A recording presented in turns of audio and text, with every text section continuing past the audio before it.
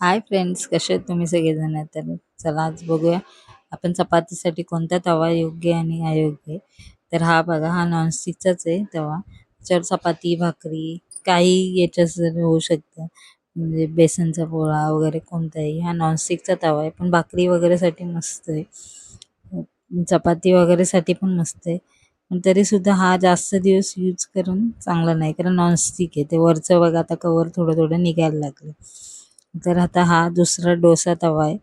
डोसा याच्यावर चपाती पण करू शकता, नंतर घावणे करू शकते. मी माझ्या कितीतरी याच्यामध्ये रेसिपीज माझ्यामध्ये बघितलं असेल, याच्यामध्ये मी घावणे वगैरे बनवते करून.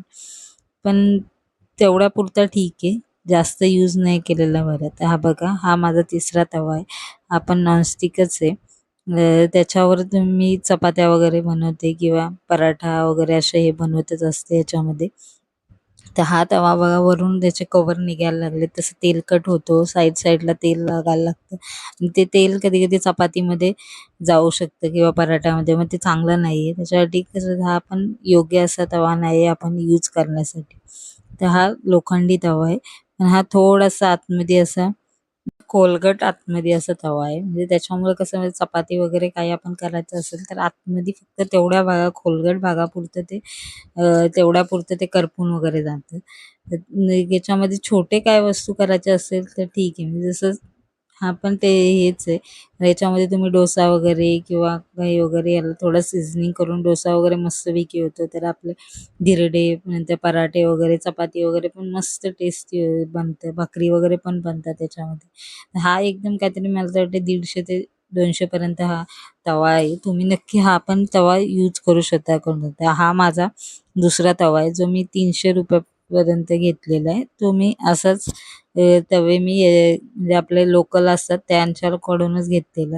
याच्यामध्ये चपाती मी किंवा धिरडे किंवा काही आपल्याला बेसनचा पोळा किंवा काही असं कोणत्या गोष्टी तुम्हाला थोडंसं असेल, तुम्ही इव्हन भाज्या पण याच्यामध्ये त्या तव्यामध्ये पण, त्या लोखंडाच्या तव्यामध्ये पण करू शकतात. आम्ही आज तुम्हाला ह्या तव्यामध्ये चपाती पण करून दाखवते. तर मी इथे बघा चपाती लाटून घेतलेली आणि थोडंसं तूप फक्त टाकून घेतलं आणि तवा गरम करून घेतलं. कधी फक्त एवढंच की ह्या तव्यामध्ये सर्व ठिकाणी इव्हन हे आग लागते, पण त्याच्यामुळे लगेच करपायची पण भीती असते. म्हणून या तव्याला थोडंसं सांभाळून आपल्याला या चपात्या वगैरे बनवायला लागतात. कारण जास्त फास्ट केला तर लगेच ते करपून जातं.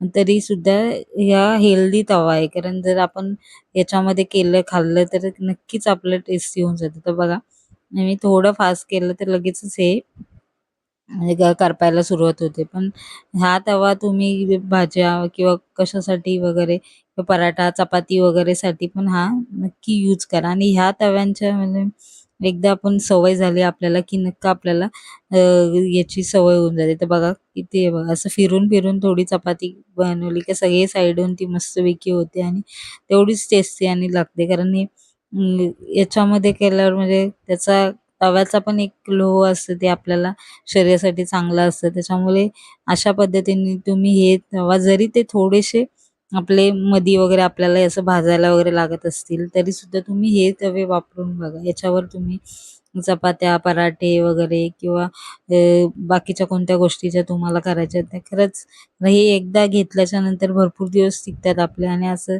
की नाही की त्याच्यात हेल्थ पण तेवढी चांगली. नॉनस्टिकचं सगळं ते निघत जाण्यापेक्षा हे तवे कधी पण यूज होतात आणि एकदम मस्त हेल्दी असे. तर बघा किती मस्त अशी चपाती रेडी झालेली आहे आपली. तर असे आपल्या मुलांसाठी आत्तापासूनच नॉनस्टिक न वापरता अशा पद्धतीचे आणि लोकलमधूनच घेऊन असे तवे नक्की यूज करून बघा. थँक्यू.